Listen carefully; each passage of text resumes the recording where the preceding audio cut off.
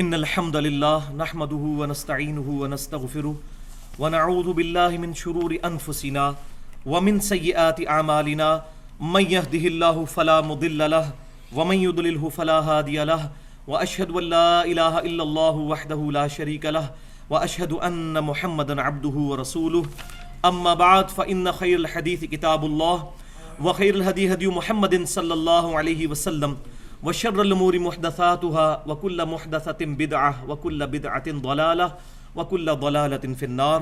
اعوذ بالله السميع العليم من الشيطان الرجيم من همزه ونفخه ونفثه. بسم الله الرحمن الرحيم. رب اشرح لي صدري ويسر لي امري واحلل عقدة من لساني يفقهوا قولي. بسم الله الرحمن الرحيم. ان الله وملائكته يصلون على النبي یا ایھا الذین آمنوا صلوا علیہ وسلموا تسلیما. اللہم صل علی محمد وعلی آل محمد کما صلیت علی ابراہیم وعلی آل ابراہیم انک حمید مجید. اللہم بارک علی محمد وعلی آل محمد کما بارکت علی ابراہیم وعلی آل ابراہیم انک حمید مجید. پچھلے ہفتے ہم نے سورۃ النساء آیت نمبر 48 کے تحت شرک کی جو سینسٹیوٹی ہے، اس کی حساسیت ہے، اس پر گفتگو کی تھی، اور اس کے بعد شرک کی جو دو بڑی اقسام ہیں جن کو اللہ تعالیٰ نے ایک آیت میں ہی کنکلوڈ کیا ہے، ایاک نعبد و ایاک نستعین. اے اللہ ہم صرف تیری عبادت کرتے ہیں اور غائب میں مدد کے لیے صرف تجھی کو پکارتے ہیں. اپروپریٹ ٹرانسلیشن ایاک نستعین کی ہے دعا صرف اللہ ہی سے. تو دعا صرف اللہ ہی سے، اس پر میں نے بڑی ڈیٹیل کے ساتھ گفتگو کی تھی، اور وہ گفتگو اس پر کنکلوڈ ہوئی تھی کہ اگلی دفعہ ہم جو باقی کے دو بڑے ٹاپکس ہیں اسی کانٹیکسٹ میں ان کو ایڈریس کریں گے. تو انشاءاللہ تعالی آج کے درس میں پچھلے جو درس کی کنٹینیوٹی ہے اس کو رکھتے ہوئے اگلے دو ٹاپک ہم ایڈریس کریں گے اور ان چیزوں کو سمجھیں گے. آج کا درس چونکہ شاید تھوڑا لمبا ہو جائے تو میں نے اس کو ٹائم کے اندر ختم کرنے کے لیے اپنے جو 50-55 منٹ ہیں حوالے میں مختصراً دوں گا. صرف کتابوں کے نام بتاؤں گا، صحیح بخاری، صحیح مسلم، جامعہ ترمذی. چیپٹرز کے نام نہیں بتاؤں گا تاکہ یہ ہماری ساری چیزیں ایک ہی ریکارڈنگ کے اندر کور ہو جائے. تو اس طرح کرنے سے میں نے اندازہ لگایا کہ انشاءاللہ ہماری یہ گفتگو آج کنکلوڈ ہو جائے گی انشاءاللہ. تو آج حصہ نمبر 2 پر پہلے گفتگو کریں گے. جو میں نے بتایا تھا کہ 4 بڑے بڑے شبہات ہیں جس کی بنیاد پر وہ لوگ جو کہ اللہ کے علاوہ اور ہستیوں کو غائب میں مدد کے لیے پکارتے ہیں وہ ان چیزوں کو سہارے کے طور پر استعمال کرتے ہیں.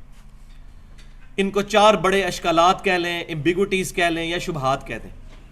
بہرحال اللہ تبارک و تعالیٰ نے قرآن پاک کی تعلیمات اس قدر واضح کی ہیں کہ اس کتاب کے اندر نہ تو باطل آگے سے داخل ہو سکتا ہے، نہ پیچھے سے داخل ہو سکتا ہے، نہ دائیں سے نہ بائیں سے. جو کتنی مرضی کوشش کر لے بے ایمانی کرنے کی، لیکن اللہ تبارک و تعالیٰ نے اس کتاب کی حفاظت کا ذمہ اپنے اوپر لیا ہے. کمپیریٹیو سٹڈی بہت ضروری ہے.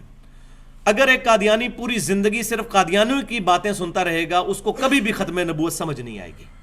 اسی طریقے سے اگر کوئی شیعہ صرف اپنی بات سنتا رہے گا اس کو کبھی بھی اہل سنت کا موقف سمجھ نہیں آئے گا.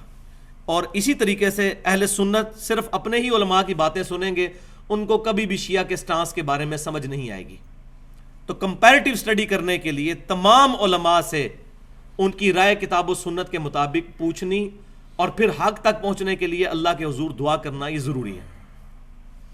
تو وہ 4 بڑے شبہات، اشکالات کیا ہیں اس کو ایڈریس کریں گے، اور پھر اس کا آخری حصہ، تیسرا اور آخری حصہ کہ کیا کلمہ گو مسلمان بھی شرک کر سکتا ہے کہ نہیں.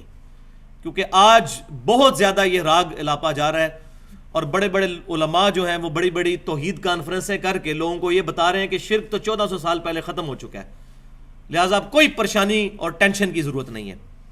تو انشاءاللہ اس کو بھی آج ایڈریس کیا جائے گا. تو پہلے حصہ نمبر 2 جو ہے 4 بڑے اشکالات وہ کیا ہیں اس کو میں انشاءاللہ ایڈریس کرتا ہوں. تو اس میں اشکال نمبر 1 یہ ہے کہ نیک اعمال جو ہیں یہ اللہ تعالیٰ کی مدد کا ذریعہ ہے. اس پر قرآن پاک سے آیات پیش کی جاتی ہیں اور پھر کہا جاتا ہے کہ نیک اعمال بھی چونکہ غیر اللہ ہیں لہٰذا غیر اللہ سے مدد مانگنا جائز ٹھہرا. حالانکہ قرآن پاک کا جو ادنا سا بھی اسٹوڈنٹ ہے میری طرح کا، اگر ان آیات کو پڑھ لے تو اس کو خود بخود کنسیپٹ کلیئر ہو جائے گا کہ یہ آیات کس کانٹیکسٹ کے اندر آئی ہیں. اس میں جو سب سے مشہور آیت پیش کی جاتی ہے سورۃ البقرہ کی آیت نمبر 153. بسم اللہ الرحمن الرحیم. یا ایھا الذین آمنوا استعینوا بالصبر والصلاۃ. اے ایمان والو مدد چاہو نماز اور صبر کے ذریعے. لیکن یہ پوری آیت اگر پڑھ لی جائے تو چور دروازہ خود ہی بند ہو جائے گا. ان اللہ مع الصابرین. بے شک اللہ تعالیٰ ساتھ ہے صبر کرنے والوں کے. کیا مطلب؟ جو شخص صبر کرتا ہے اللہ تعالیٰ کی مدد اس کی شامل حال ہوتی ہے. وَاسْتَعِینُوا بِالصَّبْرِ وَالصَّلَاةِ کا یہ مطلب نہیں ہے کہ نماز اور صبر کو مدد کے لیے پکارا جائے. اس کا مطلب ہے نماز اور صبر کے ذریعے ان اعمال کو وسیلہ بنا کر اللہ کے حضور دعا کی جائے. اگر یہ غیر اللہ سے مدد مانگنا ہو تو پھر یہ کہنا جائز ہوا المدد یا صبر، المدد یا نماز. یہ کوئی بے وقوف بھی نہیں کہتا. پھر ان آیات کو یا علی مدد اور یا شیخ عبد القادر جیلانی مدد کے طور پر پیش کرنا اس سے بڑی کوئی بے وقوفی نہیں ہے. تو قرآن پاک اپنی حفاظت خود کرتا ہے. اے ایمان والو نماز اور صبر کے ذریعے اللہ کی مدد چاہو. ان اللہ مع الصابرین. بے شک اللہ تعالیٰ کی مدد ساتھ ہے صبر کرنے والوں کے. اسی طریقے سے ایک مشہور حدیث پیش کی جاتی ہے صحیح مسلم میں کہ سیدنا ربیعہ بن کعب رضی اللہ تعالیٰ عنہ جو نبی صلی اللہ علیہ وسلم کو وضو کروایا کرتے تھے، آپ صلی اللہ علیہ وسلم نے ایک دن ان پر شفقت فرمائی اور فرمایا کہ ربیعہ مانگ، کیا مانگتا ہے؟ تو انہوں نے کہا یا رسول اللہ صلی اللہ علیہ وسلم میں آپ سے جنت میں آپ کا پڑوس مانگتا ہوں. تو آپ صلی اللہ علیہ وسلم نے فرمایا کہ اس کے علاوہ بھی کچھ اور مانگنا چاہتا ہے تو مانگ.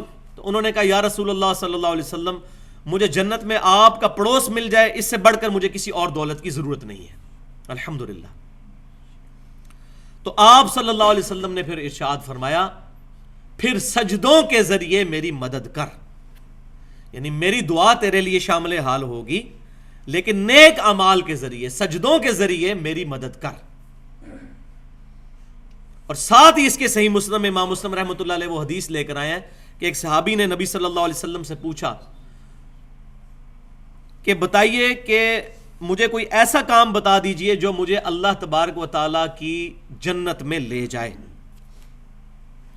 3 دفعہ پوچھنے پر آپ صلی اللہ علیہ وسلم نے ایک ہی جواب ارشاد فرمایا تم سجدے بہت زیادہ کیا کرو، ہر سجدہ اللہ کے حضور تیرا ایک درجہ بلند کر دے گا اور تیرا ایک گناہ معاف کر دے گا. اب ان دونوں حدیثوں کو جوڑ لیں، اوپر تلے حدیثیں ہیں صحیح مسلم میں یہ کہ نیک اعمال جنت میں پہنچنے کا ذریعہ ہے. اس کو اس کانٹیکسٹ میں پیش کرنا کہ نبی صلی اللہ علیہ وسلم سے انہوں نے جنت مانگی اور آپ صلی اللہ علیہ وسلم نے عطا فرما دی، یہ بالکل بے وقوفی ہے. اور ویسے بھی یہ غائب میں پکارنا تو ہے نہیں. انہوں نے نبی صلی اللہ علیہ وسلم سامنے موجود تھے، ان سے ریکویسٹ کی. آپ صلی اللہ علیہ وسلم نے فرمایا کہ جنت تو تمہیں ملے گی لیکن نیک اعمال کے ذریعے میری مدد کرو. یعنی نیک اعمال تمہارے شامل حال ہوں پھر میری دعا کیٹالسٹ کا کام کرے گی اور اللہ تعالیٰ سجدوں کی برکت سے تمہیں جنت میں میرا پڑوس عطا فرما دے گا. اسی طریقے سے صحیح بخاری میں ایک حدیث پیش کی جاتی ہے کتاب الرقاق چیپٹر کے اندر. سیدنا ابو ہریرہ رضی اللہ تعالیٰ عنہ حدیث قدسی روایت کرتے ہیں نبی صلی اللہ علیہ وسلم سے کہ اللہ تبارک و تعالیٰ ارشاد فرماتا ہے جو انسان میرے کسی ولی کے ساتھ دشمنی رکھے میرا اس کے خلاف اعلان جنگ ہے اور میرا بندہ میرا قرب اس سے زیادہ کسی چیز سے حاصل نہیں کر سکتا جو میں نے اس پر فرض کی ہے. یعنی فرض اعمال اللہ کے قرب کا ذریعہ ہے. میرا بندہ نوافل کے ذریعے میرا قرب حاصل کر لیتا ہے حتیٰ کہ میں اس سے محبت کرنے لگتا ہوں. جب میں اس سے محبت کرنے لگتا ہوں تو میں اس کا کان بن جاتا ہوں جس سے وہ سنتا ہے اور میں اس کی آنکھ بن جاتا ہوں جس سے وہ دیکھتا ہے اور میں اس کا ہاتھ بن جاتا ہوں جس سے وہ پکڑتا ہے اور میں اس کا پاؤں بن جاتا ہوں جس سے وہ چلتا ہے. سبحان اللہ سبحان اللہ. اب یہ حدیث اتنی پڑھتے ہیں، پوری حدیث نہیں پڑھتے اور پھر کہتے ہیں جی دیکھیں جی جو اللہ کا ولی ہے اب اللہ کہہ رہا ہے میں اس کے ہاتھ بن جاتا ہوں تو یہاں سے ہاتھ پھر اس کا کہاں سے کہاں پہنچ جائے گا. آگے ضربیں تقسیمیں لگا کے خود رزلٹ نکالنے شروع کر دیتے ہیں بجائے پوری حدیث پڑھنے کے. اس کا معاذ اللہ استغفر اللہ یہ مطلب لینا ہی کفر ہے کہ اللہ تعالیٰ بندے کے اندر حلول کر جاتا ہے یا بندے کے اعضاء اللہ کے اعضاء بن جاتے ہیں. اللہ تبارک و تعالیٰ تو ان تمام چیزوں سے پاک ہے. لیس کمثلہ شیء. اللہ کے ہاتھ کا بھی اگر قرآن میں ذکر آیا تو وہ اس طرح ہاتھ نہیں ہے. ہم اس کی کیفیت کے پیچھے نہیں پڑتے. تو کیفیت کے پیچھے پڑے گا وہ سیدھا سیدھا گمراہی کے عمیق گڑھے میں جا کر گر جائے گا. تو اللہ تعالیٰ اس بندے کا ہاتھ، اللہ تعالیٰ اس کا ہاتھ نہیں بن جاتا. یہ بات تمثیلاً بیان ہوئی ہے کیونکہ یہ حدیث آگے چلے. اب جو حصہ یہ چھوڑ دیتے ہیں، اور اگر وہ مجھ سے کوئی چیز مانگتا ہے تو میں اسے عطا کرتا ہوں. اگر وہ کسی دشمن کے مقابلے پہ میری پناہ طلب کرتا ہے تو میں اس کو پناہ عطا کرتا ہوں. اب یہ پورشن بتا رہا ہے اگر معاذ اللہ وہ اللہ تعالیٰ کی صفات کا مظہر بن کے اس کے ہاتھ، اللہ کے ہاتھ اس سینس میں بن چکے ہیں جو یہ کہتے ہیں کہ جو چاہے مرضی کرتا پھرے، تو پھر وہ اللہ تعالیٰ سے پناہ کیوں طلب کرتا ہے اپنے دشمن کے اگینسٹ؟ پھر تو اپنے دشمن کو ایک نگاہ مار کے ساڑ کیوں نہیں دیتا؟ کہتے ہیں نا ایک نگاہ ماری شیخ عبد القادر جیلانی نے پورے شہر نو اگلا دیتی. پھر کیوں نہیں ایسے کر دیتا وہ؟ تو اللہ تعالیٰ فرما رہا ہے وہ اپنے دشمن کے اگینسٹ بھی مجھ سے پناہ مانگتا ہے، مجھ سے دعا کرتا ہے، میں اس کی دعا قبول کرتا ہوں. یہ مطلب نہیں ہے کہ وہ خود خدائی صفات کا حامل بن جاتا ہے، ورنہ تو اس کو اس چیز کی ضرورت ہی نہیں ہے. لہذا یہ معنی جو ہے یہ حلولیہ نے لیا، اور حلولیہ جو ہے وہ تصوف کے نزدیک بھی گمراہ کن فرقہ ہے جو مسلمانوں میں نکلا. ایون علی بن عثمان حجویری صاحب کشف المحجوب میں تصوف کی بڑی حمایت کرتے ہیں، لیکن انہوں نے بھی یہ بات اس میں لکھ دی کہ یہ گمراہ کن فرقہ ہے حلولیہ، جن کا یہ عقیدہ ہے کہ اللہ تعالیٰ انسان کے اندر حلول کر جاتا ہے. آج الحمدللہ اہل سنت کہلانے والے تینوں گروہ، بریلوی، دیوبندی اور اہل حدیث اور اہل تشیع میں سے کسی کا یہ عقیدہ نہیں ہے کہ اللہ تعالیٰ انسان کے اندر حلول کر جاتا ہے. تمام مسلمان اس عقیدے کو کفر سمجھتے ہیں الحمدللہ، اس میں کوئی شک ہی نہیں ہے. تو لہٰذا اس حدیث کا یہ مطلب ہرگز نہیں ہے جو یہ پیش کیا جاتا ہے. تو اس کا اپروپریٹ مطلب یہ ہوگا کہ اس کا اوڑھنا بچھونا چلنا پھرنا میری ذات بن جاتی ہے. یعنی اس کی اگر نگاہ اٹھتی ہے تو میری رضا کے کاموں میں، اس کے ہاتھ چلتے ہیں تو میری مرضی کے کاموں میں، اس کے پاؤں چلتے ہیں تو میرے فرما برداری کے کاموں میں. یہ مطلب ہے اس کا. ہاتھ بن جاتا ہوں، پاؤں بن جاتا ہوں. جس طرح ہم اردو میں بھی محاورہ بولتے ہیں کہ فلاں کا تو اوڑھنا بچھونا ہی یہ چیز بن چکی ہے.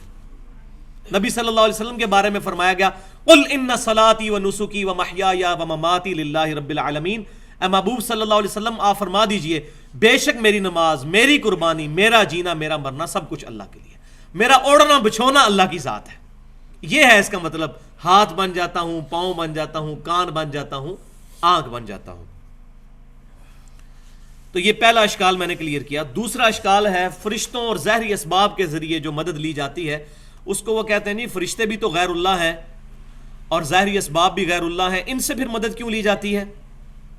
تو بات یاد رکھیں، پورے قرآن اور صحیح احادیث کے اندر کہیں بھی فرشتوں کو پکارنے کے بارے میں کوئی بھی بات رپورٹ نہیں ہوئی. یہ ضرور ہوا کہ فرشتے مدد کرتے ہیں، لیکن میں نے پچھلے درس میں بھی بتایا تھا اصل جھگڑا یہ نہیں ہے. مدد تو آپ یہودی سے بھی لے سکتے ہیں. بخاری شریف کی حدیث ہے نبی صلی اللہ علیہ وسلم کی جب وفات ہوئی تو آپ کی زرہ یہودی کے پاس رکھی ہوئی تھی گروی، تو آپ صلی اللہ علیہ وسلم نے تو یہودی سے بھی مدد لی. لیکن یہ ظاہری اسباب ہے. غائب میں پکارنا اور چیز ہے، دعا کرنا اور چیز ہے. تو یہ جو فرشتے جو مدد کا ذریعہ ہیں، تو اگر یہ مطلب سمجھ لیا جائے تو اب یہ جو آیت پیش کی جاتی ہے سورہ التحریم کی آیت نمبر 4، یہ پرٹیکولر پروفٹ کے بارے میں ہے صلی اللہ علیہ وسلم. حضور صلی اللہ علیہ وسلم کے بارے میں اللہ تعالیٰ فرما رہے ہیں آپ کو تسلی دیتے ہوئے فَإِنَّ اللَّهَ هُوَ مَوْلَاهُ، بے شک اللہ تعالیٰ آپ کا مددگار ہے، ان کا مددگار ہے نبی صلی اللہ علیہ وسلم کا. وَجِبْرِيل، اور جبریل علیہ السلام بھی نبی صلی اللہ علیہ وسلم کے مددگار ہیں. وَصَالِحُ الْمُؤْمِنِينَ، اور نیک مومنین بھی نبی صلی اللہ علیہ وسلم کے مددگار ہیں.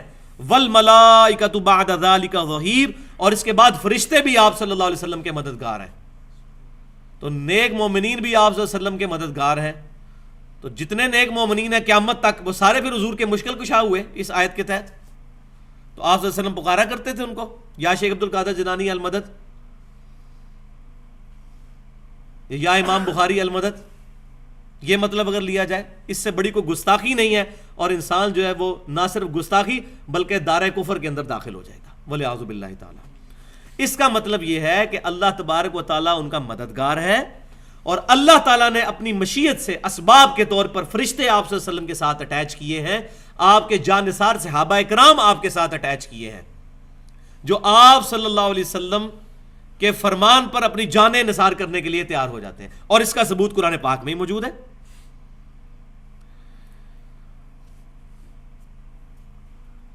وَإِن يُرِيدُوا أَن يَخْدَعُوكَ فَإِنَّ حَسْبَكَ اللَّهُ هُوَ الَّذِي أَيَّدَكَ بِنَصْرِهِ وَبِالْمُؤْمِنِينَ۔ تو اے محبوب صلی اللہ علیہ وسلم، اگر وہ منافقین آپ کو دھوکہ دینا چاہیں تو اللہ آپ کے لیے کافی ہے، وہی ہے جس نے آپ کی مدد کی اپنی طرف سے مومنین کے ذریعے،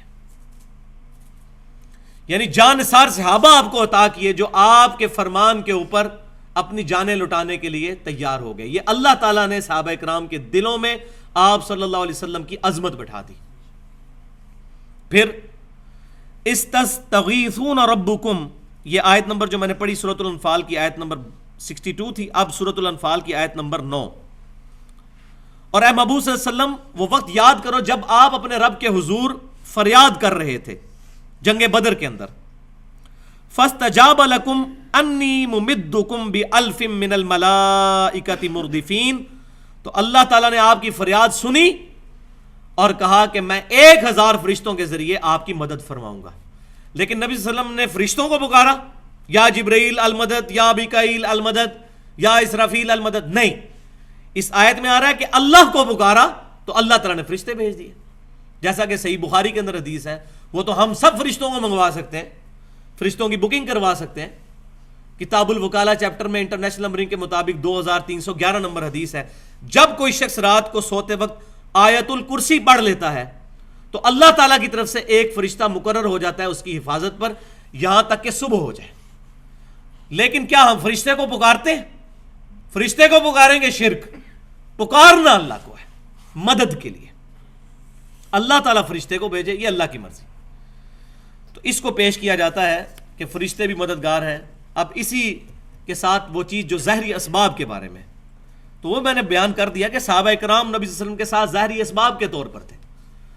اب بخاری اور مسلم سے وہ حدیث پیش کی جاتی ہے کہ جی غزوہ خیبر کے موقع پر نبی صلی اللہ علیہ وسلم نے حضرت علی سے مدد مانگی تھی، تو حضرت علی رضی اللہ تعالیٰ عنہ کو غائب میں پکارا تھا، آپ نے فرمایا تھا علی کو پیش کیا جائے، ایک رات پہلے آپ نے فرما دیا، بخاری مسلم کی متفق علیہ حدیث ہے، کل میں اس شخص کے ہاتھ میں جھنڈا دوں گا جو اللہ اور اس کے رسول سے محبت کرتا ہے، اللہ اور اس کا رسول اس سے محبت کرتے ہیں۔ تو سیدنا علی کو جب بلایا گیا تو آپ کو تو شعبے چشم تھا، آپ کو تو نظر ہی کچھ نہیں آتا تھا، آپ صلی اللہ علیہ وسلم نے اپنا مبارک لعاب دہن ان کی آنکھوں میں لگایا، ان کی آنکھیں ٹھیک ہو گئی، پھر آپ صلی اللہ علیہ وسلم نے جھنڈا دیا اور برکت کی دعا فرمائی، آپ کی دعا کی برکت سے فتح ہو جائے۔ اس دن حضرت علی کو جھنڈا ملتا ہے یا میں اس وقت ہوتا، میرا نام بھی علی ہے، مجھے بھی نبی صلی اللہ علیہ وسلم کی دعا کی اگر جو ساتھ قبولیت حاصل ہوتی تو میرے ہاتھ میں خیبر فتح ہو جاتا، آپ کے ہاتھ میں ہو جاتا۔ تو آپ صلی اللہ علیہ وسلم نے غیب میں نہیں ان کو پکارا، ورنہ غزوہ خیبر پہ اللہ کے شیر سیدنا حمزہ کو کیوں نہیں حضور نے پکارا جو غزوہ احد میں 3 ہجری میں شہید ہو چکے تھے؟ المدد یا امیر حمزہ، کہیں کوئی ضعیف روایت دکھا دیں، چلیں صحیح تو چھوڑ دیں، ضعیف روایت دکھا دیں، المدد یا شہدائے احد، المدد یا شہدائے بدر، کہیں حضور نے پکارا ہو؟ تو یہ بالکل نان سینس بات ہے ان چیزوں کو پیش کرنا۔ اور پھر اس کا کلائمیکس جو ہے وہ سورۃ المائدہ کی آیت نمبر 2 ہے، وَتَعَامَنُوا الْبِرِّ وَالتَّقْوَىٰ وَلَا تَعَامَنُوا عَلَى الْإِثْمِ وَالْعُدْوَانِ، نیکی اور پرہیزگاری کے کاموں میں ایک دوسرے کی مدد کرو اور برائی اور گناہوں کے کاموں میں کسی کی مدد نہ کرو۔ اب یہ اللہ خود حکم دے رہا ہے کہ ایک دوسرے کی مدد کرو، یہ غائب میں پکارنا نہیں ہے، یہ ظاہری اسباب کے طور پر ہے۔ اسی طریقے سے عیسیٰ علیہ السلام نے بھی اپنے حواریوں سے کہا من انصاری اللہ، کون ہے جو اللہ کے لیے میری مدد کرے؟ قال الحواریون نحن انصار اللہ، حواریوں نے کہا کہ ہم نبی صلی اللہ آپ کے ساتھ اللہ تعالیٰ کے دین کے مددگار ہوتے ہیں، تو وہ سامنے موجود تھے۔ غائب میں پکارنا یہ شرک ہے مدد کے لیے۔ تو یہ دوسرا جو شبہ تھا وہ بھی الحمدللہ اس معاملے میں جو ہے وہ زائل ہو گیا۔ تو ظاہری اسباب جو ہیں وہ اللہ تعالیٰ نے حکم فرمایا، اللہ تعالیٰ نے ہماری پیاس کے بجھنے کا ذریعہ پانی کو بنایا ہے، بھوک مٹانے کا ذریعہ روٹی کو کھانے کو بنایا ہے، لیکن ہم کیا کہیں گے؟ المدد یا پانی، المدد یا روٹی، یہ کہیں گے؟ یہ اسباب ہیں، ان کے ذریعے دعا کو جو ہے وہ ان کے بارے میں حلال نہیں کیا جا سکتا. دعا بالکل ڈیفرنٹ چیز ہے. غائب میں مدد کے لیے کسی کو پکارنا. ایاک نستعین، قرآن پاک بالکل واضح ہے. جب وہ کہہ رہے ہیں ایاک نستعین تو قرآن کو نہیں پتا کہ پانی بھی سبب ہے مشکل کشائی کا، شہد بھی سبب ہے مشکل کشائی کا، لیکن وہ تمام چیزیں اللہ تعالیٰ کے اذن سے ظاہری اسباب ہیں. آج حضرت علی سامنے موجود ہوں، ہم ان سے مدد مانگیں گے، لیکن سیدنا علی تو اب دنیا سے جا چکے عالم برزخ میں، اب دنیا کے ساتھ ان کا کوئی رشتہ نہیں ہے. اب پکارا جائے گا تو خالصتاً شرک اور ناقابل معافی جرم، والعیاذ باللہ تعالی. تیسرا شبہ یہ بہت خطرناک ہے، جس کو پیش کر کے تو شرک کا اثبات کیا جاتا ہے اور اپنی طرف سے یہ بتایا جاتا ہے جی ہم تو یہ توحید بیان کر رہے ہیں، اصل توحید یہ ہے. اور وہ نبی صلی اللہ علیہ وسلم کے معجزات کا سہارا لیا جاتا ہے کہ دیکھیں جی کبھی کسی صحابی کو کوئی مسئلہ درپیش ہوتا تھا تو نبی صلی اللہ علیہ وسلم کے پاس جاتے تھے. بالکل اس کا کوئی انکار ہی ہے. آپ صلی اللہ علیہ وسلم سے جا کے دعا کروایا کرتے تھے، اپنی پرابلم آپ کے سامنے رکھتے تھے، آپ صلی اللہ علیہ وسلم کی دعا کی برکت سے ان کی مشکلیں حل ہو جایا کرتی تھی. لیکن آج آپ صلی اللہ علیہ وسلم کے ساتھ ہماری کمیونیکیشن نہیں ہو سکتی. مثال کے طور پر صحیح بخاری اور مسلم کی متفق علیہ حدیث ہے کہ بارش نہیں ہو رہی تھی تو صحابہ کرام نے جمعے میں خطبے کے دوران ایک صحابی نے عرض کیا اللہ کے رسول صلی اللہ علیہ وسلم آپ اللہ کے حضور دعا کریں کہ اللہ تعالیٰ بارش نازل فرمائے. تو آپ صلی اللہ علیہ وسلم نے دعا کے لیے ہاتھ بلند کیے، ابھی ہاتھ نیچے ہی آئے تھے کہ زارو قطار بارش شروع ہو گئی اور وہ بارش پورا ہفتہ جاری رہی، حتیٰ کہ اگلے جمعے کو وہی شخص دوبارہ کھڑا ہوا، یا رسول اللہ علیہ وسلم آپ دعا فرمائیے کہ ہمارے گھروں پر بارش نہ ہو، سائڈ کے علاقوں پر بارش ہو، ہماری چھتیں ٹپکنے لگ پڑی. تو آپ صلی اللہ علیہ وسلم نے دعا فرمائی کہ اے اللہ ہمارے ان گھروں پر بارش نہ ہو، سائڈ کی گرد و نواح کی جو زمینیں ان پر بارش ہو. تو بالکل ٹھیک ہے. اسی طریقے سے بخاری اور مسلم کی متفق علیہ حدیث ہے، سیدنا ابو ہریرہ رضی اللہ تعالیٰ عنہ نے حضور صلی اللہ علیہ وسلم سے اپنے حافظے کی شکایت کی کہ میرا حافظہ کمزور ہے. تو آپ صلی اللہ علیہ وسلم نے یوں ہوا سے یوں مٹھی بھر کر ان کی چادر میں ڈالی اور فرمایا اس کو سینے سے لگا لو. وہ کہتے ہیں اس کے بعد میں کوئی حدیث نہیں بھولا. تو آپ صلی اللہ علیہ وسلم کا یہ معجزہ ظاہر ہوا. یہ تمام کی تمام چیزیں معجزے کے طور پر ظاہر ہوئی. لہذا انہی احادیث کی وجہ سے میں تحت الاسباب اور فوق الاسباب والی تقسیم کو نہیں مانتا. یہ امبیگوس ہے کہ جو چیزیں اسباب میں داخل ہیں وہ آپ کسی سے مانگ سکتے ہیں اور جو اسباب میں داخل نہیں ہیں وہ نہیں مانگ سکتے. یہ بات بالکل غلط ہے، کیونکہ کسی سے حافظے کی دعا کروانا یہ اسباب میں داخل نہیں ہے. اسی طریقے سے بخاری اور مسلم کی متفق علیہ حدیث ہے کہ آپ صلی اللہ علیہ وسلم کی دعا کی برکت سے آپ کی مبارک انگلیوں سے پانی کے چشمے جاری ہوئے. صلح حدیبیہ کے موقع پر 1500 صحابہ نے وضو کیا، جانوروں کو بلایا اور سٹور بھی کر لیا. اور جابر بن عبداللہ کہتے ہیں اللہ کی قسم ہم 1,00,000 بھی ہوتے نا تو وہ پانی کفایت کر جاتا. اب مجھے بتائیں انگلیوں سے پانی کا جاری ہونا یہ تحت الاسباب تو نہیں ہے نا؟ اسباب میں تو یہ چیز نہیں ہوتی، یہ اسباب سے اوپر کی چیز ہے. اسباب میں تو انگلیوں سے زیادہ پسینہ نکل سکتا ہے یا خون نکل سکتا ہے. لہذا یہ تقسیم بھی غلط ہے، ما تحت الاسباب اور ما فوق الاسباب. مسئلہ ہے غائب میں مدد کے لیے نہیں پکار سکتے، چاہے اسباب میں داخل ہو یا اسباب میں داخل نہ ہو، غائب میں مدد کے لیے نہیں پکار سکتے. اسی طریقے سے بخاری اور مسلم کی متفق علیہ حدیث ہے کہ قیامت والے دن نبی صلی اللہ علیہ وسلم اپنے گناہگار امتیوں کی شفاعت فرمائیں گے. تو نبی صلی اللہ علیہ وسلم ہمارے سامنے ہوں گے، آپ صلی اللہ علیہ وسلم شفاعت فرمائیں گے، اس میں کوئی شک ہی نہیں ہے.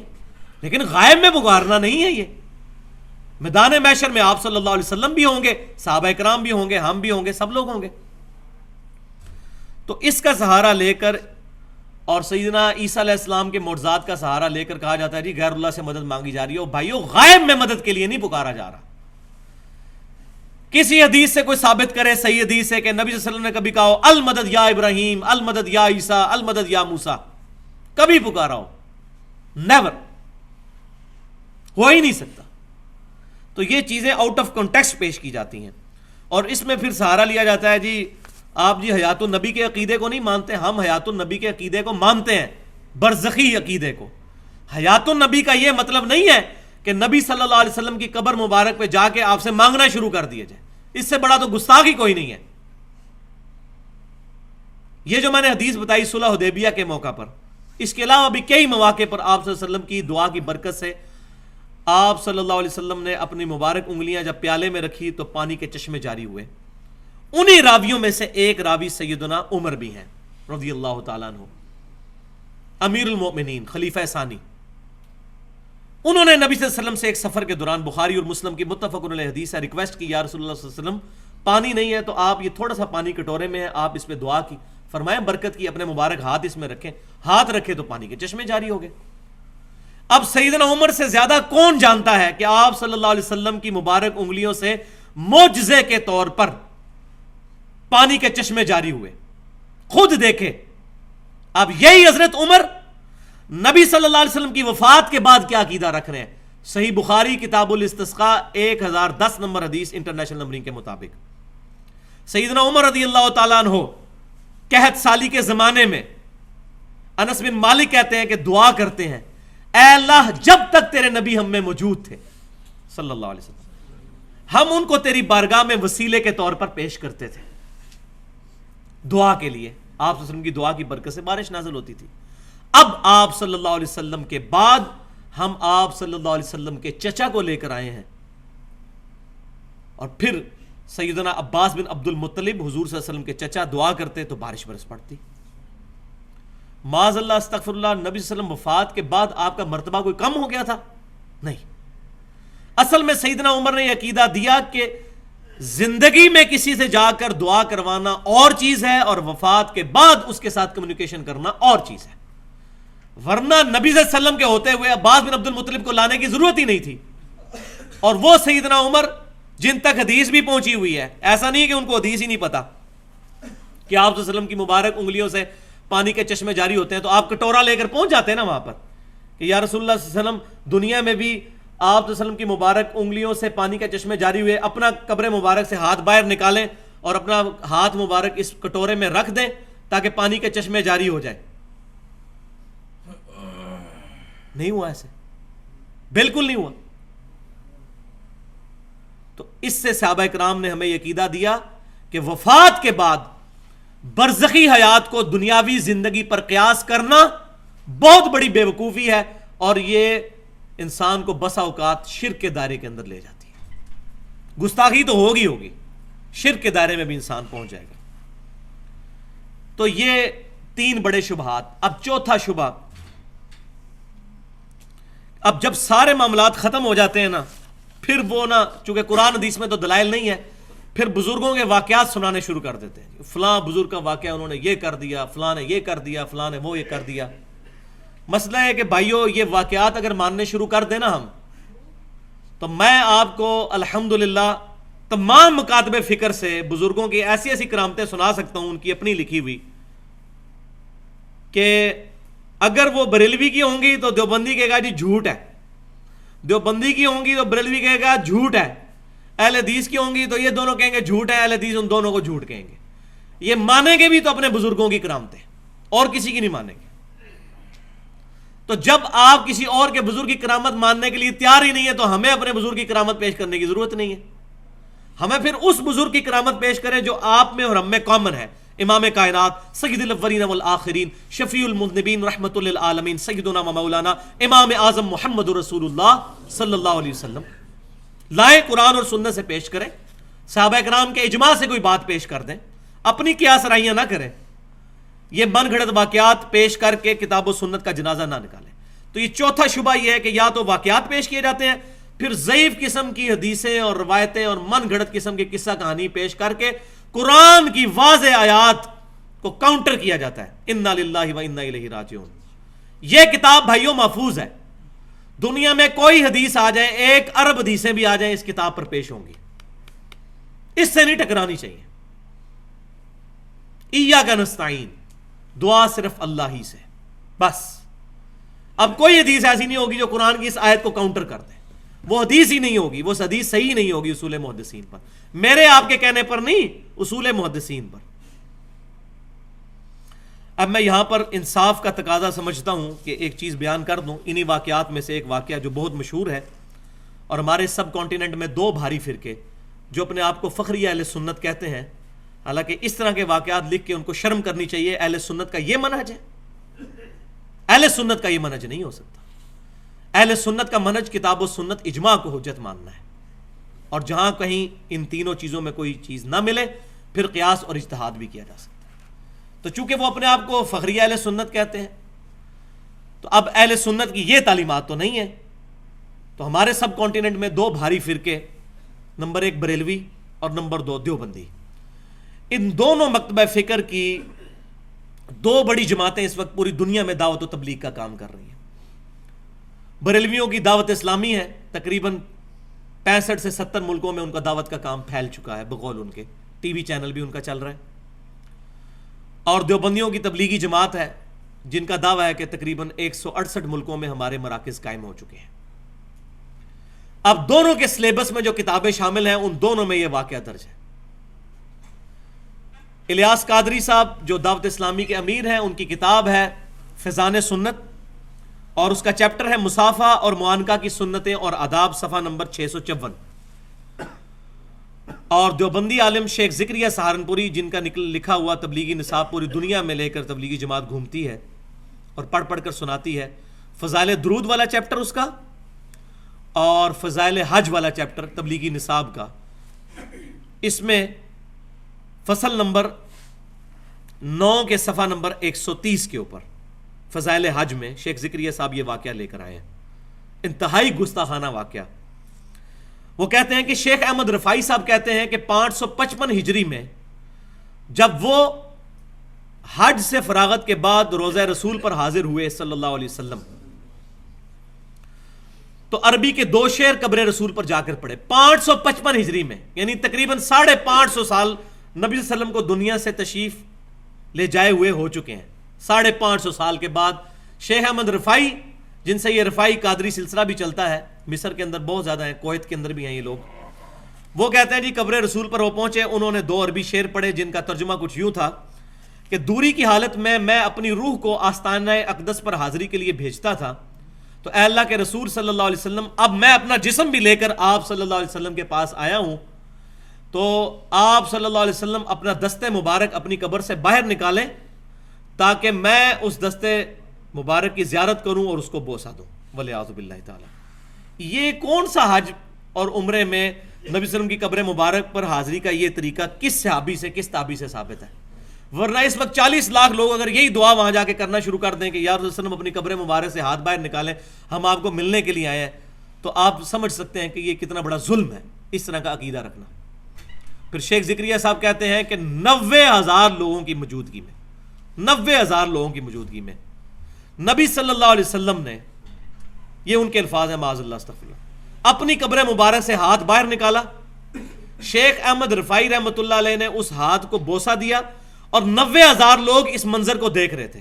شکر ہے یہ انہوں نے لکھ دیا ہے تاکہ بعد والے تعویل بھی نہ کر سکیں یہ خواب کی بات ہو رہی ہے، یہ خواب نہیں ہے، بیداری کی بات ہے، کیونکہ 90,000 لوگ اکٹھا ایک تو خواب نہیں دیکھ رہے، 90,000 لوگوں نے یہ منظر دیکھا، اور پھر انہوں نے پکی مور لگائی ہے تاکہ کوئی بندہ سانس بھی نہ لے سکے۔ وہ کہتے ہیں انہی دیکھنے والوں میں شیخ عبد القادر جیلانی رحمۃ اللہ علیہ کا نام بھی ذکر کیا جاتا ہے، تاکہ سارے سہم جائیں کہ اب شیخ عبد القادر جیلانی نے بھی دیکھا ہے تو یہ تو جھوٹ نہیں ہو سکتا۔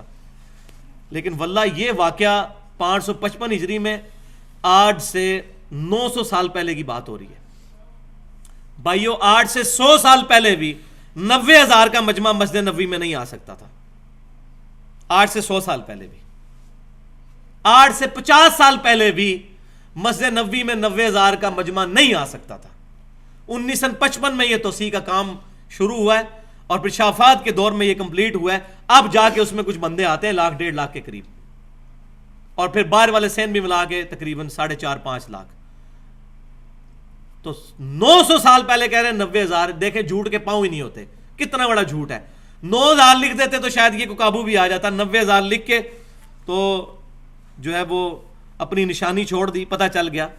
معاذ اللہ استغفر اللہ، یہ باتیں صحابہ کرام علیہم رضوان سے کیوں نہیں ظاہر ہوئیں؟ بخاری اور مسلم کی متفق علیہ حدیث ہے کہ آپ صلی اللہ علیہ وسلم کی وفات کے بعد جب صحابہ کرام علیہم رضوان میں اختلاف ہو گیا خلافت کے مسئلے میں، وہ ڈیٹیل بات ہے، یہاں ایڈریس کرنے کا محل نہیں ہے، تو صحابہ کرام علیہم رضوان آپس میں مشورے کے لیے اکٹھے ہوئے، بڑا اختلاف رہا ہوا، الٹیمیٹلی وہ چیزیں کنکلوڈ ہوئیں، لیکن کسی صحابی کو یہ وہم بھی نہیں ہوا کہ نبی صلی اللہ علیہ وسلم کا جسم مبارک تو ابھی چارپائی پہ رکھا ہوا ہے، دفنایا بھی نہیں ہے، تو رسول اللہ سے ہی جا کے پوچھ دیتے ہیں کہ یا رسول اللہ آپ کے بعد ہم کس کو خلیفہ چنیں؟ آپ نے تو خلیفہ اپنا کسی کو نہیں بنایا اس قرآن کے علاوہ۔ وہ صحیح بخاری میں حدیث موجود ہے کہ آپ صلی اللہ علیہ وسلم نے قرآن کے مطابق عمل کرتے رہنے کی وصیت فرمائی تھی۔ کتاب المغازی میں 4460 نمبر حدیث ہے۔ کیوں؟ صحابی کو کبھی یہ وہم بھی نہیں آنا تھا، ان کو پتا تھا کہ آپ صلی اللہ علیہ وسلم اب برزخی حیات کے ساتھ ہے، اس دنیا کی حیات کے ساتھ نہیں ہے۔ اسی طریقے سے سیدہ عائشہ رضی اللہ تعالی عنہا جب گھر سے نکلی اجتہادی غلطی کے طور پر، اور الٹیمیٹلی اس کا انجام جو ہے جنگ جمل ہوا، تو نبی صلی اللہ علیہ وسلم کے حجرے مبارک میں 47 سال تک اس قبر والے حجرے میں سیدہ عائشہ رہی ہیں۔ کسی ضعیف روایت سے کوئی بندہ ثابت کر دے کہ حضرت عائشہ نے کبھی نبی صلی اللہ علیہ وسلم سے قبر پہ ملاقات کی ہو یا آپ صلی اللہ علیہ وسلم کا ہاتھ مبارک آپ کے لیے باہر نکلا ہو۔ یہ بعد والے لوگ اتنے بڑے بڑے دعوے کرتے ہیں، اور پھر جب ہم ان کا نام لیتے ہیں ہمیں کہتے ہیں بزرگوں کے گستاخ ہیں۔ ہم کہتے ہیں ہم ہر اس شیطانی بزرگ کے گستاخ ہیں جو رسول اللہ کا گستاخ ہے۔ یہ ہمارے ایمان کا تقاضا ہے۔ رو اپنی قسمت کو اگر تم ایسے لوگوں کو اپنا بزرگ مانتے ہو، کل کو تم غلام احمد قادیانی کو بھی اپنا بزرگ مانو گے، اس کے ساتھ بھی اتنے لوگ لگے ہوئے ہیں، لاکھوں لوگ پاکستان میں اس کے ساتھ بھی اٹیچ ہے۔ پاکستان کی سرزمین تو ویسے ہی بہت زرخیز ہے گمراہی کے لیے، کوئی بندہ جو ہے ایک ادھر ننگا بھی کپڑے اتار کے بھی کسی جنگل میں بیٹھ جائے اس کے ساتھ بھی 4 بندے لگ جاتے ہیں، تو ٹھیک ہے۔ تو یہ بزرگ، اور پھر کہتے ہیں بزرگوں کے گستاخ، ہم ان کو بزرگ ہی نہیں مانتے تو بزرگوں کی گستاخی کہاں سے ہوگی؟ آپ بتائیں گستاخان رسول بزرگ ہو سکتے ہیں؟ کبھی بھی نہیں۔ تو 2 رزلٹ ہے، یا تو یہ گستاخان رسول تھے انہوں نے جھوٹ بولا، اور یا پیچھے جھوٹ بول رہے ہیں جو ان کی طرف باتیں منسوب کر کے لکھ رہے ہیں۔ اب آپ کا فیصلہ ہے کہ کون سی بات مانتے ہیں۔ اگر ان کو گستاخ مانتے ہیں تو وہ فارق، اور اگر ان کو صحیح مانتے ہیں اور ان کو جھوٹ مانتے ہیں تو یہ فارق۔ تو دونوں طرف آپ کے بزرگ فارغ ہوتے ہیں۔ تو کتاب و سنت پر اپنے اعمال کی بنیاد رکھی جائے۔ تو صحیح احادیث یہ ذریعہ ہے حق تک پہنچنے کا، قرآن پاک کے بعد ضعیف روایتیں اور واقعات نہیں۔ امام مسلم بن حجاج قشیری رحمۃ اللہ علیہ المتوفی 261 ہجری صحیح مسلم کے مقدمے میں تقریباً 100 روایتیں احادیثیں لے کے آئے ہیں اس زمن میں کہ صحیح حدیث کیوں ضروری ہے۔ پہلی حدیث یہی ہے، جس شخص نے میری طرف کوئی ایسی بات منسوب کی جو میں نے نہیں فرمائی وہ اپنا مقام دوزخ میں دیکھ لے، والعیاذ باللہ تعالی۔ پھر حدیث لے کر آئے کہ آخری زمانے میں ایسے لوگ پیدا ہوں گے جو تم سے ایسی ایسی حدیثیں بیان کریں گے جو تمہارے آباء و اجداد نے نہیں سنی ہوں گی، ان سے بچنا کہیں تمہیں فتنے میں مبتلا نہ کر دیں۔ اور یہ امام مسلم کہہ رہے ہیں کہ وہ آخری زمانہ میرا ہے، اسی لیے تو میں نے صحیح حدیثیں جمع کرنے کا ارادہ کیا ہے۔ اب کسی کے باء و اجداد ہے ہی ان پڑھ جاہل گزرے، نہ ان کو قرآن کا پتہ نہ ان کو حدیث کا پتہ، اور ان کو کوئی قرآن سے آیت بتائی جائے تو وہ کہیں گے یہ کہ ہم تو نئی نئی باتیں سن رہے ہیں، تو وہ تو جاہل ہے۔ یہ اہل علم کی بات ہو رہی ہے۔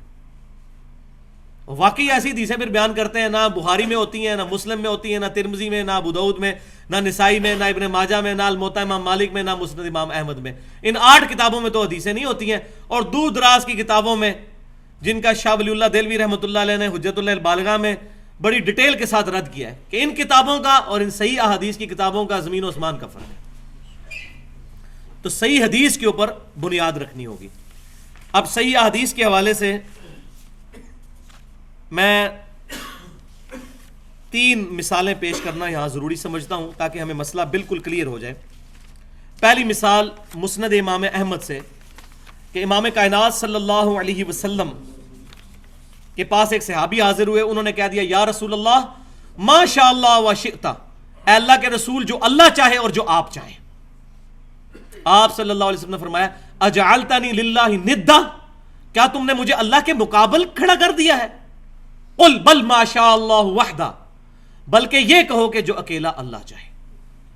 اب اس صحابی نے پاکستانی مولوی کی طرح یہ نہیں کیا کہ اے اللہ کے رسول میں آپ کو مستقل بالذات نہیں سمجھ کے پکار رہا، میں غیر مستقل بالذات سمجھ کر اور محدود اور عطائی کے تحت باذن اللہ آپ کو پکار رہا ہوں، تو آپ نے مجھے کیوں کہہ دیا کہ مجھے اللہ کے مقابلے میں کھڑا کر دیا؟ یہ نہیں انہوں نے کہا۔ ان کو پتا تھا نیت جو کچھ بھی ہو، جو چیز اللہ نے اپنے ساتھ خاص کر لی ہے وہ مخلوق میں اذن کے ساتھ ماننا بھی شرک ہے۔ اللہ کے اذن کے ساتھ کسی کی عبادت ہو سکتی ہے؟ نہیں۔ حضرت آدم علیہ السلام کی عبادت نہیں ہوئی تھی، وہ سجدہ تعظیمی تھا، سجدہ عبادت ہمیشہ ہی حرام رہا ہے. سجدہ تعظیمی پچھلی امتوں میں جائز تھا, اس امت میں وہ بھی حرام ہو گیا. اللہ کا شکر ہے حرام ہوا, ورنہ یہ لوگ جو اب اس قدر شرک کر رہے ہیں ان کے پاس بہت بڑی دلیل موجود ہوتی. دوسری مثال جامعہ ترمذی میں سیدنا ابن عباس رضی اللہ تعالیٰ عنہ کو نبی صلی اللہ علیہ وسلم نے وصیت فرماتے ہوئے کہا اپنی سواری کے پیچھے بٹھا کر, اے بیٹے اللہ کے احکام کی حفاظت کر, اللہ تیری حفاظت فرمائے گا. اللہ کے حقوق کا خیال رکھ, تو اپنے رب کو اپنے سامنے پائے گا جب بھی مصیبت آئے گی تو. اور جب تجھے سوال کرنا ہو تو صرف اللہ سے سوال کرنا, اور جب مدد طلب کرنی ہو تو صرف اللہ سے مدد طلب کرنا. اور پھر ساتھ کیا ارشاد فرمایا, جان لے اگر پوری امت جمع ہو کر تجھے ذرے کے برابر فائدہ پہنچانا چاہے اور اللہ نہ چاہے تو نہیں پہنچا سکتی, اور پوری امت مل کر تجھے ذرے کے برابر نقصان پہنچانا چاہے اور اللہ نہ چاہے تو نہیں پہنچا سکتی. تقدیر کے صحیفے لکھ کر خشک ہو چکے اور قلم اٹھا لیے گئے. اس حدیث کو امام ترمذی نے کہا ھذا حدیث حسن صحیح, یہ صحیح حدیث ہے. اب یہ حدیث کہ مدد صرف اللہ سے مانگنا, سوال صرف اللہ سے کرنا, صحابہ کرام کو اس کا مطلب پتا تھا کہ اس سے مراد ہے غائب میں مدد کے لیے, دعا کے لیے پکارنا. ورنہ جس طرح آج کا مولوی اپنے ماننے والوں کو سکھا رہا ہوتا ہے, دیکھو جی جب ہم پانی میں ڈوب رہے ہوں تو کسی کو مدد کے لیے نہ پکارے. اس صحابی نے تو نہیں کہا یا رسول اللہ صلی اللہ علیہ وسلم مجھے بھوک لگی ہو تو میں اپنی ماں سے روٹی نہ مانگوں, آپ کہہ رہے ہیں کہ اللہ ہی سے مانگنا تو میں روٹی اللہ سے مانگوں. صحابی نے نہیں یہ گستاخی کی. پھر یہ بھی نہیں کہا یا رسول اللہ صلی اللہ علیہ وسلم مجبور انسان کوئی ہے وہ مدد کے لیے جو ہے وہ کسی کے پاس پیسے روپے لینے کے لیے نہ جائے, اللہ کو پکارنا شروع کر دے. ان کو پتا تھا کہ ظاہری اسباب اور چیز ہے, دعا کرنا اور چیز ہے. یہ آج کے گستاخ لوگوں نے یہ مسئلے جو ہیں وہ گھڑے ہوئے ہیں. اور تیسری مثال جو میں نے پچھلی دفعہ بھی دی تھی, بخاری اور مسلم کی متفق علیہ حدیث ہے, جب 70 صحابہ کو دھوکے سے شہید کیا گیا تو انہوں نے دعا کی, اے اللہ ہمارے نبی کو ہمارے حال کی خبر کر دے. انہوں نے نہیں کہا یا رسول اللہ انظر حالنا, حضور صلی اللہ علیہ وسلم دنیا میں موجود ہے اور وہ کہہ رہے ہیں اے اللہ ہمارے نبی کو ہمارے حال کی خبر کر دے. یہ حضور کی تربیت تھی, ان کو پتا تھا رسول اللہ کو پکارا تو شرک ہو جائے گا. تو چاہے جائے کہ آج پکارنا کتنی بڑی گستاخی. تو پھر مصیبت اور پریشانی میں آپ صلی اللہ علیہ وسلم نے وظیفہ بھی تعلیم فرمایا. جامعہ ترمذی میں صحیح سند کے ساتھ, المستدرک الحاکم میں بھی موجود ہے. آپ صلی اللہ علیہ وسلم ہر مشکل ہر پریشانی میں کہتے تھے یا حیو یا قیوم برحمتک استغیث, اے خود سے زندہ ہر چیز کو تھامنے والے, میں تیری رحمت کا سوال کرتا ہوں, تیری مدد کا سوال کرتا ہوں تیری رحمت کے ساتھ. یہ آپ صلی اللہ علیہ وسلم کی دعا ہوا کرتی تھی. صحیح بخاری میں موجود ہے, آپ صلی اللہ علیہ وسلم مشکل پریشانی میں حسبنا اللہ و نعم الوکیل کہا کرتے تھے. ہم نے اللہ ہی پر بھروسہ کیا, وہی بہتر کارساز ہے. جامعہ ترمذی میں حدیث موجود ہے, آپ صلی اللہ علیہ وسلم نے بہترین دعا تعلیم فرمائی, لا الہ الا انت سبحانک انی کنت من الظالمین. یہ حضرت یونس علیہ السلام کی دعا مانگو گے اللہ کبھی محروم نہیں لوٹائے گا. یہ آپ صلی اللہ علیہ وسلم نے ارشاد فرمایا. لیکن تمام کے لیے ذکر و درود شرط ہے. جامعہ ترمذی میں حدیث ہے کہ ذکر و درود جو ہے یہ دعاؤں کی قبولیت کا ذریعہ ہے. ایک بہت لمبی حدیث کا خلاصہ یہ بنتا ہے کہ جو شخص اللہ کا ذکر اور نبی صلی اللہ علیہ وسلم پر درود شریف پڑھ کر اللہ کی طرف متوجہ ہوتا ہے تو آپ صلی اللہ علیہ وسلم نے اس کے لیے فرمایا سل تعطا, مانگ تجھے دیا جائے گا, مانگ تجھے دیا جائے گا. تو یہ ہمارا دوسرا ٹاپک بھی کنکلوڈ ہوا. اب آخری حصہ آج کا, تقریباً اب پیچھے 20 منٹ باقی ہیں, تو یہ انشاءاللہ امید ہے کہ کور ہو جائے گا ہمارا ان 20 منٹوں کے اندر. یہ بہت امپورٹنٹ ٹاپک ہے جو اب ڈسکس ہونے جا رہا ہے, اور آج کے دور کا بہت بڑا مسئلہ ہے یہ.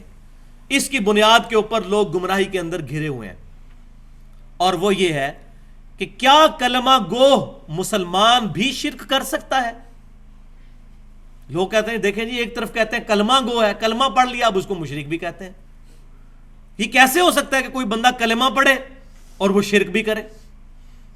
واقعی ہم بھی کہتے ہیں یہ کیسے ہو سکتا ہے؟ جس نے صحیح کلمہ پڑھا ہوا ہے وہ شرک تو نہیں کر سکتا, اور جس کو کلمے کا مطلب ہی نہیں پتا وہ تو ضرور شرک کرے گا. میں نے پچھلی دفعہ بھی بتایا تھا, نبی صلی اللہ علیہ وسلم کے مبارک دور میں کاتب وحی جو ہے مرتد ہو گیا تھا. بخاری اور مسلم کی متفق علیہ حدیث ہے. اس کو دفناتے تھے, زمین باہر پھینک دیتی تھی. حضور کے زمانے کے اندر وہ مشرک ہو گیا تھا, آپ کا صحابی تھا, ایمان تو لایا تھا, کاتب وحی تھا, وہی لکھا کرتا تھا. یہ بہت بڑی اریہ مثال ہے، اس کے بعد کوئی گنجائش نہیں رہتی. حضور صلی اللہ علیہ وسلم دنیا میں موجود ہے اور وہ بندہ مشرک ہو گیا، عیسائی ہو گیا. حضرت عیسیٰ علیہ السلام کو اللہ کا بیٹا ماننا شروع کر دیا اس نے. تو یہ ایک چھوٹی مثال بھی بہت تھی، لیکن اب میں ٹیکنیکلی اس ایشو کو ایڈریس کروں گا تاکہ یہ مسکنسیپشنز اس معاملے میں دور ہوں. تو سب سے پہلے سورۃ الانعام کی آیت نمبر 82. اب میں وہ دلائل نہیں پیش کروں گا کہ جس میں دو طرف مطلب نکل سکتے ہیں، تو وہ کمزور دلائل کو پکڑ کے جواب دینے کی کوشش کرتے ہیں. میں وہ مضبوط دلائل انشاءاللہ پیش کروں گا اللہ کی مدد سے جس کا جواب نہیں ان کے پاس ہوگا، جو شیطان کے ہتھے چڑھے ہوئے ہیں. سورۃ الانعام آیت نمبر 82. بسم اللہ الرحمن الرحیم. الذین آمنوا ولم یلبسوا ایمانہم بظلم اولئک لہم الامن وہم مہتدون. وہ لوگ جو ایمان لائے پھر ایمان لانے کے بعد اپنے ایمان میں شرک کو شامل نہیں کیا، وہی لوگ قیامت والے دن امن میں ہوں گے، وہی لوگ ہدایت یافتہ ہیں. ایمان لانے کے بعد شرک نہیں کیا. اس کا شان نزول صحیح بخاری اور مسلم کی متفق علیہ حدیث کے اندر موجود ہے. عبداللہ بن مسعود رضی اللہ تعالیٰ عنہ کہتے ہیں جب یہ آیت نازل ہوئی ہم بڑے پریشان ہوئے کہ یا رسول اللہ صلی اللہ علیہ وسلم، اس آیت میں آیا کہ جو شخص ایمان لایا اور ایمان لانے کے بعد اپنے ایمان میں ظلم کو شامل نہ کیا تو وہ شخص قیامت والے دن عمل میں ہوگا، ہدایت پر ہوگا. تو یہ ظلم کا جو لفظ آیا ہے، ظلم تو عام معنوں میں تو گناہ میں آتا ہے. ربنا ظلمنا انفسنا، اے رب ہمارے ہم نے اپنی جانوں پر ظلم کیا، گناہ کیا. تو یا رسول اللہ صلی اللہ علیہ وسلم کیا قیامت والے دن کوئی بھی امن میں نہیں ہوگا؟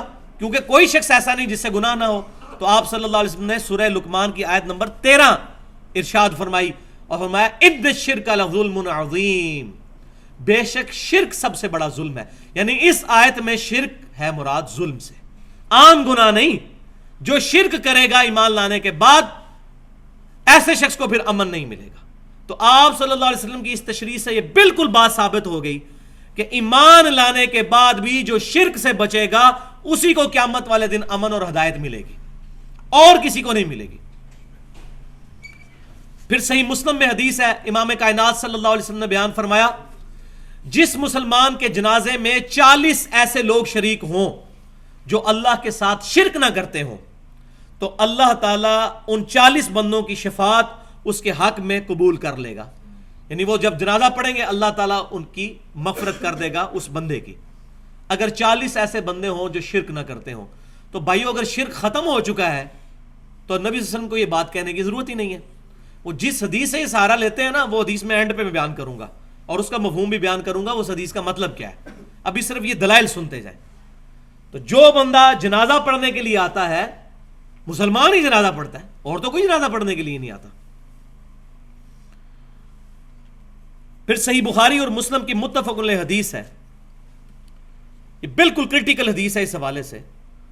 تم لوگ بھی اگلے لوگوں کے راستے پر چل پڑو گے، قدم با قدم، بالشت بر بالشت، حتیٰ کہ اگلے لوگوں میں سے کوئی شخص گوہ کے سوراخ میں داخل ہوا تو تم لوگ بھی وہی کام کرو گے. یعنی اپنے امتیوں کو آپ صلی اللہ علیہ وسلم بیان فرما رہے ہیں. صحابہ کرام نے پوچھا یا رسول اللہ صلی اللہ علیہ وسلم، یہ اگلے لوگ جو گزر چکے اس سے مراد یہودی اور عیسائی ہیں؟ آپ نے فرمایا اگر وہ مراد نہیں تو پھر کون لوگ مراد ہیں؟ یعنی جو خرابیاں یہودیوں اور عیسائیوں میں پیدا ہوئیں تم میں بھی پیدا ہوں گی. اب یہ حدیث پیش کر کے ہمارے پاکستان میں ایک بہت بڑے عالم ہیں جو ہر سال توحید کانفرنس کر رہے ہیں، اور اس کانفرنس کا مقصد اثبات توحید نہیں ہوتا بلکہ شرک کی تمام اقسام کو قرآن حدیث سے ثابت کرنا ہوتا ہے. ڈاکٹر آصف اشرف جلالی صاحب، اور توحید کانفرنس میں یہ حدیث انہوں نے بیان کی ہے. وہ پورا میں نے ان کا میگزین پڑھا ہے، وہ اخبار جس کے اندر آیا ہے. وہ کہتے ہیں جی یہ جو حدیث ہے نا تم بھی اگلے لوگوں کے راستے پہ چل پڑو گے، اس سے مراد یہ نہیں ہے کہ یہود و نصارہ کی طرح یہ امت شرک کرنا شروع کر دے گی. اس سے مراد یہ ہے کہ یہ جس طرح انگریز فیشن کریں گے، یہود و نصارہ جو لباس پہنتے ہیں مسلمان بھی وہی لباس پہننا شروع کر دیں گے، وہی حرکتیں شروع کر دیں. عقیدے کی بات نہیں ہو رہی، حالانکہ اس حدیث میں تو ایسی بات کوئی نہیں ہے. کیٹاگوریکل مینشن ہے، مطلقاً ہے، لیکن وہ کہتے ہیں اس سے مراد یہ ہے. For the sake of argument ہم ایگری کرتے ہیں. لیکن بھائیو الحمدللہ کتب احادیث کے اندر اس حدیث کا موقع اور محل بھی، شان فرمان بھی موجود ہے کہ کس جگہ پر آپ نے یہ بات ارشاد فرمائی تھی. وہ جامعہ ترمذی کے اندر صحیح سند کے ساتھ حدیث موجود ہے. ابو واقد رضی اللہ تعالیٰ عنہ کہتے ہیں جب ہم غزوہ حنین کے لیے جا رہے تھے تو راستے میں ایک درخت آیا جس کو ذات انوات کہا جاتا تھا، جس پر مشرکین جنگ میں فتح کے لیے برکت کے طور پر اپنا اسلحہ لٹکایا کرتے تھے. تو صحابہ کرام میں سے کچھ نے عرض کیا یا رسول اللہ صلی اللہ علیہ وسلم آپ بھی ہمارے لیے کوئی ایسا درخت مقرر فرما دیں جہاں پر ہم اپنا اسلحہ لٹکا لیا کریں برکت کے لیے، جس طرح یہ مشرکین کرتے ہیں. تو آپ صلی اللہ علیہ وسلم نے کہا سبحان اللہ، یہ جو جملہ بولا جاتا ہے یعنی اللہ پاک ہے، اس کو آپ بریکٹ میں سمجھ لیں، معذوف ہے سبحان اللہ عما یشرکون، اللہ پاک ہے اس شرک سے جو لوگ کرتے ہیں. سبحان اللہ، اللہ پاک ہے. تم نے تو آج وہی بات کر دی جو موسیٰ علیہ السلام کے امتیوں نے کہی تھی. سورۃ الاعراف آیت نمبر 138 آپ صلی اللہ علیہ وسلم نے تلاوت فرمائی کہ جب ان کی قوم ایک ایسی جگہ سے گزری جہاں لوگ بتوں پر اعتکاف کیے ہوئے بیٹھے ہوئے تھے تو انہوں نے کہا اے موسیٰ علیہ السلام آپ ہمارے لیے بھی کوئی اس طرح کا بت بنا دیں جس پر ہم بیٹھ جایا کریں عبادت کے لیے. تو آپ صلی اللہ علیہ وسلم نے اس کو بت کے ساتھ تشبیہ دی. دیکھیں درخت کو آج بھی ہو رہا ہے، آپ دیکھ لیں یہ جتنے مزارات ہیں درخت ہیں ان کے ساتھ ٹاکیاں بھی وہ باندھی ہوئی ہوتی ہیں کپڑے کی مختلف اور منتیں مانی، بالکل سیم وہی چیز چل رہی ہے. تو آپ صلی اللہ علیہ وسلم نے فرمایا کہ تم نے وہی بات کر دی جو موسیٰ کے لوگوں نے کی تھی. موسیٰ علیہ السلام دنیا میں موجود تھے، پھر آپ نے یہی بات ارشاد فرمائی جو بخاری اور مسلم میں ہے، تم بھی اس ذات کی قسم جس کے قبضہ قدرت میں میری جان ہے، قسم اٹھا کے اللہ کے نبی کہہ رہے ہیں تم بھی اسی راستے پر چل پڑو گے جس پر پچھلے لوگ چلے تھے، جو پہلے لوگ گزر چکے. اب آپ صلی اللہ علیہ وسلم کے یہ حدیث کا کانٹیکسٹ ہی بتا رہا ہے کہ شرک کے حوالے سے اب تو گنجائش ہی نہیں رہ جاتی کو بندہ انکار کرے. تو حدیث کی حفاظت کرتی ہے، کوئی باطل اس میں داخل نہیں ہو سکتا. پھر صحیح بخاری اور مسلم کی متفق علیہ حدیث ہے، سیدہ عائشہ کہتی ہیں حضور صلی اللہ علیہ وسلم کے بیماری کے دن تھے آخری، اور حضور کی دو بیویاں بیٹھ کے گفتگو کر رہی ہیں، ام سلمہ اور ام حبیبہ رضی اللہ تعالی عنہن، کہ جب ہم حبشہ گئے تھے ہم نے ماریا نام کا ایک گرجا دیکھا تھا جہاں بہت تصویریں لٹکی ہوئی تھی. تو نبی صلی اللہ علیہ وسلم جلال میں آئے، آپ صلی اللہ علیہ وسلم نے فرمایا یہی تو ان لوگوں میں خرابی تھی، جب ان میں کوئی نیک آدمی فوت ہو جاتا تھا تو وہ اس کی قبر پر مسجد بنا لیتے تھے، پھر وہاں اس کی تصویریں لٹکا لیتے تھے اور وہاں پر سجدے شروع کر دیتے تھے. قیامت والے دن اللہ کے حضور بدترین مخلوق ہوں گے یہ لوگ، بدترین مخلوق، والعیاذ باللہ. یہ بخاری اور مسلم کی متفق علیہ حدیث ہے. پھر صحیح مسلم کی حدیث ہے، یہ ہمارا پورا ریسرچ پیپر اس پہ چھپ چکا ہے، رسول اللہ کی آخری وصیت ہے، وہ انشاءاللہ ربیع الاول پہ ایڈریس بھی کریں گے اس کو ڈیٹیل کے ساتھ، کہ آپ صلی اللہ علیہ وسلم نے وفات سے 5 دن پہلے، صحیح مسلم کے الفاظ ہیں، جندب رضی اللہ تعالیٰ عنہ کہتے ہیں 5 دن پہلے حضور نے ہمیں ایک بات ارشاد فرمائی، دیکھنا تم سے پہلے جو لوگ تھے ان میں کوئی نیک آدمی فوت ہو جاتا تھا، لوگ اس کی قبر پہ سجدے شروع کر دیتے تھے، خبردار میں تمہیں منع کرتا ہوں یہ بات نہ کرنا. اور پھر بخاری اور مسلم کی متفق علیہ حدیث، حضور صلی اللہ علیہ وسلم کے بارے میں سیدہ عائشہ کہتی ہیں جب جس بیماری میں آپ کی وفات ہوئی آپ صلی اللہ علیہ وسلم اپنی چادر اپنے سر مبارک سے اتارتے تھے، چہرہ مبارک سے ہٹاتے تھے اور بار بار یہ کہتے تھے لعنت اللہ علی الیہود والنصارى اتخذوا قبور انبیاءہم مساجدا، اللہ کی لعنت ہو یہودیوں اور عیسائیوں پر، انہوں نے اپنے نبیوں کی قبروں کو سجدہ گاہ بنا لیا تھا، والعیاذ باللہ تعالی. اس کے آگے حضرت عائشہ کے کامنٹس ہیں بخاری اور مسلم میں جو اس حوالے سے کلیئر کریں گے مسئلے کو. سیدہ عائشہ کہتی ہیں اگر ہمیں یہ ڈر نہ ہوتا کہ لوگ رسول اللہ کی قبر پر سجدے شروع کر دیں گے تو ہم آپ صلی اللہ علیہ وسلم کی قبر مبارک کو زائرین کی زیارت کے لیے عام کھول دیتے، لیکن ہمیں ڈر تھا اور حضور صلی اللہ علیہ وسلم بھی ہمیں اسی بات سے ڈرا رہے تھے. حضرت عائشہ کو تو ڈر تھا شرک کا، پاکستان کے مولوی کو 1400 سال بعد کوئی ڈر ہی نہیں ہے. ان سے زیادہ کون نبی صلی اللہ علیہ وسلم کی باتوں کا فہم رکھنے والا تھا. پھر مسند امام احمد کے اندر صحیح سند کے ساتھ حدیث موجود ہے، نبی صلی اللہ علیہ وسلم نے دعا فرمائی اللہم لا تجعل قبری وثنا یعبد، اے اللہ میری قبر کو وہ بت نہ بننے دینا کہ لوگ اسے پوجنا شروع کر دیں، والعیاذ باللہ تعالی. وثن کا لفظ بت نہ بننے دینا، یعنی جس کو پوجا جائے گا وہ بت ہے، چاہے قبر ہو یا پتھر ہو یا درخت ہو، میری قبر کو بت نہ بننے دینا.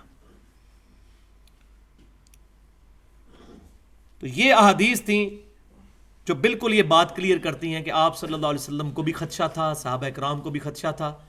پھر صحیح بخاری کے اندر نبی صلی اللہ علیہ وسلم کا یہ فرمان بھی موجود ہے، دیکھنا میری شان کو اس طرح بلند نہ کرنا جس طرح عیسائیوں نے، نصارہ نے اپنے نبی کی شان کو بلند کر دیا تھا. میں اللہ کا بندہ اور اس کا رسول ہوں، مجھے اللہ کا بندہ اور اس کا رسول ہی کہنا. آپ وسلم کو کیوں ٹینشن تھی؟ وہ آج پتہ چل رہا ہے ہمیں، جب ہمیں مسجد سے سننے کو ملتا ہے نور من نور اللہ، اللہ کے نور میں سے نکلا ہوا نور. اور اللہ کہہ رہا ہے لم یلد ولم یولد، اللہ میں سے نہ کوئی نکلا نہ اللہ کسی میں سے نکلا. یہ صحیح ترجمہ ہے اس کا، بالکل اپروپریٹ ٹرانسلیشن، نور من نور اللہ. وہی یہود و نصارہ والے کام شروع ہو گئے یہاں پر بھی. اللہ تعالی ہمیں محفوظ کرے. اب ہم اس آخری بات کی طرف آتے ہیں کہ یہ امت خوش نصیب امت ہے اس حوالے سے کہ اللہ تعالیٰ نے اس امت کے ایک گروہ کو قیامت تک کے لیے شرک سے محفوظ کر دیا. ایک گروہ کو. وہ جو حدیث پیش کرتے ہیں وہ اب آپ سن لیں. صحیح بخاری اور مسلم کی متفق علیہ حدیث ہے کہ آپ صلی اللہ علیہ وسلم نے غزوہ احد کے جو شہداء تھے ان پر 8 سال کے بعد نماز جنازہ پڑھی، اپنی وفات سے چند دن پہلے قبر پہ جا کے. پھر آپ صلی اللہ علیہ وسلم نے وہاں ایک خطبہ دیا جس میں آپ صلی اللہ علیہ وسلم نے فرمایا مجھے تمہارے بارے میں شرک کا خدشہ نہیں ہے، البتہ مجھے یہ ڈر ہے کہ تم دنیا کے مال کے اندر دنیا میں رغبت کرنا شروع کر دو گے. اس حدیث کو پیش کر کے کہتے ہیں کہ آپ صلی اللہ علیہ وسلم نے چونکہ فرما دیا کہ مجھے شرک کا خدشہ نہیں ہے لہذا شرک بالکل ختم ہو گیا. تو پہلی بات یہ ہے کہ اس خطبے کے بعد وہ حدیث آتی ہے جو آپ صلی اللہ علیہ وسلم کی وفات سے جسٹ پہلے بستر مرگ پر ہے کہ اللہ کی لعنت ہو یہود و نصارہ پر، انہوں نے اپنے نبیوں کی قبروں کو سجدہ گاہ بنا لیا تھا. اور حضرت عائشہ کہہ رہی ہے کہ رسول اللہ صلی اللہ علیہ وسلم ہمیں ڈرا رہے تھے کہ یہ کام نہ کرنا. اگر اللہ نے آپ کو گارنٹی دے دی تھی کہ امت شرک نہیں کرے گی تو حضور کو ڈرانے کی کیا ضرورت تھی؟ کیا اللہ تعالیٰ پر ایمان نہیں تھا نبی صلی اللہ علیہ وسلم کا؟ نعوذ باللہ. ان سے بڑھ کر کون کامل الایمان ہو سکتا ہے؟ وہ مطلب جو لیا گیا اس حدیث سے وہ یہ نہیں ہے. یہ آپ اس حدیث کو غور سے سنیں کہ مجھے تم سے خدشہ نہیں شرک کا. یہ پرٹیکولر خطاب ہے اس گروہ کے ساتھ جو گروہ قیامت تک شرک سے محفوظ رہے گا. اس زمانے میں وہ گروہ صحابہ کرام پر مشتمل تھا اور پھر قیامت تک انہی کے پیٹرن پر مان علیہ و اصحابی کے تحت ایک گروہ شرک سے محفوظ رہے گا. صحابہ کرام علیہم رضوان اس زمانے میں اس امت کے ریپریزنٹیٹیو تھے، اس وقت کوئی فرقے نہیں بنے ہوئے تھے. پھر انہی کے پیٹرن پر ایک گروہ قیامت تک حق پر قائم رہے گا. اور یہ میں بات اپنی طرف سے نہیں کر رہا، یہ بخاری اور مسلم کی متفق علیہ حدیث ہے کہ آپ صلی اللہ علیہ وسلم نے فرمایا میری امت کا ایک گروہ قیامت تک حق پر قائم رہے گا، کوئی نقصان پہنچانے والا ان کو نقصان نہیں پہنچا سکے گا، وہ غالب رہیں گے علمی دلائل کے اوپر، ویسے نہیں، علمی دلائل کے اوپر، حتیٰ کہ قیامت آ جائے گی. ایک گروہ، اس ایک گروہ کے بارے میں بشارت ہے وہ شرک نہیں کرے گا. بنی اسرائیل میں تو سارے کے سارے گروہ شرک میں مبتلا ہو گئے، لیکن یہ امت توحید ہے، اس کا ایک گروہ قیامت تک حق پر قائم رہے گا. اور یہی جو حدیث بخاری اور مسلم کی ہے اس کا بھی آپ شان ارشاد اگر پڑھ لیں سنن ابی داؤد کے اندر، اس کے اندر موجود ہے پوری حدیث، ترمذی میں بھی ابو داؤد میں بھی، کہ نبی صلی اللہ علیہ وسلم نے فرمایا قیامت اس وقت تک قائم نہیں ہوگی جب تک میری امت میں سے کچھ قبائل مشرکین میں سے نہ جا ملے اور دوبارہ سے بتوں کی پوجا نہ شروع کر دیں. یہ واضح الفاظ. پھر آپ ساتھ ہی فرما رہے ہیں بتوں کی پوجا شروع ہو جائے گی اور میرے بعد 30 جھوٹے دجال پیدا ہوں گے جن میں سے ہر شخص یہ دعویٰ کرے گا میں اللہ کا نبی ہوں، حالانکہ انا خاتم النبیین لا نبی بعدی، میں خاتم النبیین ہوں، میرے بعد کوئی نبی نہیں. اور پھر آپ نے فرمایا اس کے بعد کہ میری امت کا ایک گروہ قیامت تک حق پر قائم رہے گا، کوئی نقصان پہنچانے والا اس کو نقصان نہیں پہنچا سکے گا. اب اس آیت، اس حدیث کا بھی شان ارشاد پتہ چل گیا کہ کس موقع پہ آپ نے فرمایا تھا. پہلے آپ نے ذکر کیا کہ امت میں اس طریقے سے لوگ مشرکین کے ساتھ ملیں گے، بتوں کی پوجا شروع کریں گے، لیکن ایک گروہ بچ جائے گا. تو پتہ چل گیا. سنن ابی داؤد کے اندر حدیث ہے کہ آپ صلی اللہ علیہ وسلم نے فرمایا کہ 72 فرقے میری امت کے دوزخ میں جائیں گے. تو دوزخ میں کیوں جا رہے ہوں گے؟ وہ مسلمانوں کے فرقے، غیر مسلموں کو چھوڑ دیں. قادیانی فرقہ کہاں سے نکلا ہے؟ مسلمانوں میں سے. حلولیہ کہاں سے نکلے ہیں؟ مسلمانوں میں سے بھی. یہ لوگ شرک نہیں کر رہے. تو یہ حدیث بالکل آؤٹ آف کنٹیکسٹ پیش کی جاتی ہے. اس کا مفہوم صرف یہ ہے کہ میری امت ایز اے ہول پوری امت گمراہ نہیں ہوگی جس طرح بنی اسرائیل ہو گئی تھی. ایک گروہ یہاں پر حق پر قائم رہے گا. اور وہ المستدرک للحاکم میں صحیح سند کے ساتھ حدیث موجود ہے. آپ صلی اللہ علیہ وسلم نے فرمایا کہ میری پوری امت کبھی بھی گمراہی پر جمع نہیں ہوگی, کبھی بھی ایسا نہیں ہوگا. ایک گروہ اختلاف کرتا رہے گا, ضرور حق پر قائم رہے گا. تو یہ جو حدیث ہے بخاری اور مسلم کی کہ مجھے تم سے شرک کا خدشہ نہیں, اس کی تفسیر جو محدثین نے کی ہے, بریلوی دیوبندی اہل حدیثوں نے نہیں, شیعوں نے نہیں, محدثین نے. ابن حجر اسقلانی رحمۃ اللہ علیہ المتوفی 852 ہجری اور علامہ بدر الدین عینی رحمۃ اللہ علیہ المتوفی 855 ہجری, آج سے تقریباً 600-700 سال پہلے ان لوگوں نے اس حدیث کی شرح میں لکھ دیا کہ اس سے مراد یہ نہیں ہے کہ پوری امت شرک نہیں کرے گی, اس سے مراد ایک گروہ ہے. ورنہ ہم نے امت میں دیکھا ہے کتنے لوگ مشرک بھی ہوئے ہیں. یہ ان ائمہ نے بھی اپنی کتابوں کے اندر, فتح الباری کے اندر اور عمدۃ القاری کے اندر, محدثین نے یہ ڈیٹیل کے ساتھ لکھ دیا. اور میں نے الحمدللہ اس کی بھی حاجت نہیں, دلائل کے ساتھ یہ بات بالکل واضح کر دی ہے. تو آپ صلی اللہ علیہ وسلم نے فرمایا میری امت کا ایک گروہ قیامت تک حق پر قائم رہے گا, کوئی نقصان پہنچانے والا ان کو نقصان نہیں پہنچائے گا. تو ایک گروہ کی گارنٹی ہے, وہ نبی صلی اللہ علیہ وسلم کے زمانے میں صحابہ کرام تھے. آپ صلی اللہ علیہ وسلم کے بعد آپ صلی اللہ علیہ وسلم کے صحابہ کے پیٹرن پر قیامت تک ایک گروہ حق پر قائم رہے گا. اور یہاں وہ بھی حدیث سن لیں, یہ جو حدیث ہے کہ میری امت کے 72 فرقے دوزخ میں جائیں گے, سنن نبی داؤد میں اس کے ساتھ الفاظ موجود ہیں کہ میری امت میں ایسے لوگ پیدا ہوں گے جن کے اندر بدعتیں اس طرح داخل ہو جائیں گی جیسے باولا کتا کسی کو کاٹ جائے اور اس کا زہر اس کے ریشے ریشے میں پہنچ جائے, ایسی میری امت کے اندر بدعتیں داخل ہو جائیں گی. اور پھر ان بدعتوں کا انجام کیا ہونا ہے, وہ بخاری اور مسلم کی متفق علیہ حدیث ہے. قیامت والے دن میرے حوض کوثر پہ کچھ لوگ لائے جائیں گے جن کو میں پہچانتا ہوں گا. کیوں کہ مسلمانوں کے اعضائے وضو چمک رہے ہوں گے قیامت والے دن, قادیانیوں کے بھی چمک رہے ہوں گے. وہ تو پرسرات پہ فیصلہ ہوگا نا کہ کون واقعی مسلمان ہے اور کون نام کا مسلمان ہے. قادیانی بھی اپنے آپ کو مسلمان ہی سمجھتے ہیں نا. تو میں اعضائے وضو کے چمکنے کی وجہ سے ان کو پہچان لوں گا. تو میرے حوض کوثر پہ جب وہ لوگ لائے جائیں گے, میں ان کو حوض کوثر سے جام پلانے لگوں گا تو ان کے اور میرے درمیان ایک دیوار کھڑی کر دی جائے گی, والعیاذ باللہ تعالی. میں کہوں گا اللہ یہ میرے امتی ہیں, یہ میرے ساتھی ہیں. تو نبی صلی اللہ علیہ وسلم کو کہا جائے گا اے اللہ کے رسول آپ کو نہیں پتا آپ کے بعد ان لوگوں نے دین میں بدعتیں جاری کر دی تھیں اور دین سے الٹے قدم پھر گئے تھے. تو آپ صلی اللہ علیہ وسلم فرماتے ہیں میں کہوں گا سحقا سحقا لمن غیر بعدی سحقا سحقا لمن بدل بعدی, ان پر پھٹکارو, ان کو مجھ سے دور کر دو جنہوں نے میری وفات کے بعد میرے دین کو بدل دیا, جنہوں نے میری وفات کے بعد میرا دین ٹیمپر کر دیا. ان کو مجھ سے دور کر دو, کوئی شفاعت نہیں ہوگی ان لوگوں کی. تو یہ جو کہتے ہیں جی اب شرک تو امتی کر ہی نہیں سکتا, کتنے مسلمانوں کے گروہ ہیں اس وقت جن کو سارے مشرک کہتے ہیں. ایران کے اندر ایک گروہ ہے نصیریہ فرقہ جو سیدنا علی کے لیے الوہیت کا عقیدہ رکھتا ہے, حضرت علی کو اللہ مانتا ہے. پوری دنیا کے شیعہ اس کو کافر کہتے ہیں, اس گروہ کو اہل سنت بھی کافر کہتے ہیں. حلولیہ کا گروہ کہ اللہ تعالیٰ بندے میں حلول کر جاتا ہے, پینتھیزم کا عقیدہ, یہ بھی کفری عقیدہ, شرکی عقیدہ. اس طرح کے کئی عقیدے ہو گزرے ہیں مسلمانوں میں, ایسے گروہ ہو گزرے ہیں. اور آج پاکستان کی سرزمین جو ہے وہ خاص طور پر اس معاملے میں بہت زرخیز ہے, یہاں پر گمراہی کے اعتبار سے. یہاں کتنے لوگ موجود ہیں جو غیر اللہ کو دعا کے لیے پکارتے ہیں. اللہ تعالیٰ سے دعا ہے کہ ہمیں کتاب و سنت کی تعلیمات پر عمل کرنے کی توفیق عطا فرمائے اور شیطان کے یہ جو اوچھے ہتھ کنڈے ہیں ان سے محفوظ فرمائے. ہر مصیبت ہر پریشانی میں صرف اپنے رب کو پکارنے کی توفیق عطا فرمائے. یا حی یا قیوم برحمتک استغیث. جو بات میں نے کی حق بات اللہ تعالیٰ ہمارے دلوں میں راسخ فرمائے. اگر میری منہ سے کوئی ایسی بات نکلی ہو جو کتاب و سنت اور اجماع کے خلاف ہے, ہمارے دلوں سے اللہ تعالیٰ محو کر دے. سبحانک اللہم و بحمدک اشہد ان لا الہ الا انت استغفرک و اتوب الیک وما علینا الا البلاغ المبین.